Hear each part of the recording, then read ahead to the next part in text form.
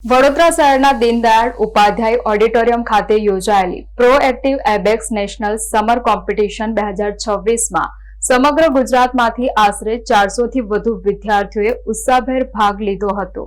આ પ્રતિષ્ઠિત સ્પર્ધામાં ઓમ લર્નિંગ હબ તરસાલીના વિદ્યાર્થીઓએ પોતાના ઉત્કૃષ્ટ પ્રદર્શનથી સૌનું ધ્યાન આકર્ષિત કરી સંસ્થાનું નામ ગૌરવભેર ઉજ્જવળ બનાવ્યું છે। છેલ્લા 14 વર્ષથી ઓમ લર્નિંગ હબ તરસાલી એબેક્સ અને ફોનિક્સ ક્ષેત્રે હજારો બાળકોમાં ઝડપી ગણિત એકાગ્રતા, આત્મવિશ્વાસ અને અસરકારક અંગ્રેજી વાંચન કૌશલ્ય વિકસાવવાનું કાર્ય કરી રહ્યું છે। ગુણવત્તાસભર તાલીમ અને પરિણામલક્ષી શિક્ષણના કારણે આજે સંસ્થા વાલીઓનો વિશ્વાસ જીતવામાં સફળ રહી છે। આ સ્પર્ધામાં ઓમ લર્નિંગ હબ તરસાલીના કુલ 53 વિદ્યાર્થીઓએ ભાગ લીધો હતો, જેમાંથી 25 વિદ્યાર્થીઓએ પ્રથમ 5 ક્રમમાં સ્થાન મેળવી વિજેતા ટ્રોફી પ્રાપ્ત કરી હતી, જ્યારે 28 વિદ્યાર્થીઓને બેસ્ટ પરફોર્મન્સ એવોર્ડ ટ્રોફી એનાયત કરવામાં આવી હતી। એટલે કે ભાગ લેનાર તમામ 53 વિદ્યાર્થીઓ ટ્રોફી સાથે સન્માનિત થયા, જે સંસ્થા માટે ગૌરવની સિદ્ધિ છે। આ સ્પર્ધામાં ઓમ લર્નિંગ હબ તરસાલીની વિદ્યાર્થીની હર્ષિની વાનખેડે 100% ચોકસાઈ સાથે શ્રેષ્ઠ પ્રદર્શન કરી વિનર